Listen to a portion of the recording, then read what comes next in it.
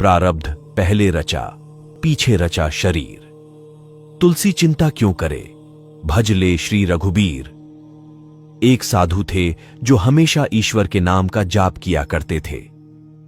बुजुर्ग होने के कारण जब भी गुरुजी को शौच, स्नान आदि के लिए जाना होता था, वे अपने शिष्यों को आवाज लगाते थे और शिष्य ले जाते थे। धीरे धीरे कुछ दिन बाद शिष्य 2-3 बार आवाज लगाने के बाद भी कभी आते, कभी और भी देर से आते। एक दिन रात को निवृत्त होने के लिए जैसे ही गुरुजी आवाज लगाते हैं, तुरंत एक बालक आता है और बड़े ही कोमल स्पर्श के साथ गुरुजी को निवृत्त करवाकर बिस्तर पर लेटा जाता है। अब ये रोज का नियम हो गया।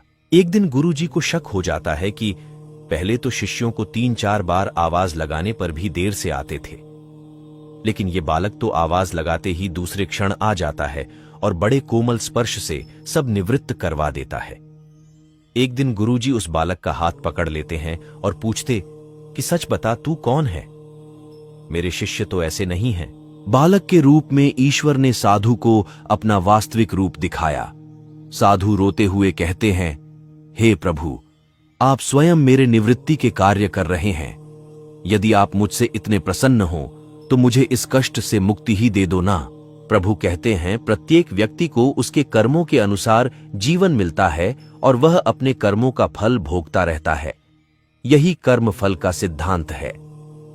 प्रारब्ध का अर्थ ही है कि पूर्व जन्म अथवा पूर्व काल में किए हुए अच्छे और बुरे कर्म जिसका वर्तमान में फल भोगा जा रहा हो। साधु कहते हैं कि क्या मेरे प्रारब्ध आपकी कृपा से भी बड़े हैं? क्या आपकी कृपा मेरे प्रारब्ध नहीं काट सकती है? ईश्वर कहते हैं, प्रारब्ध 3 तरह के होते हैं। मंद प्रारब्ध मेरा नाम जपने से कट जाते हैं।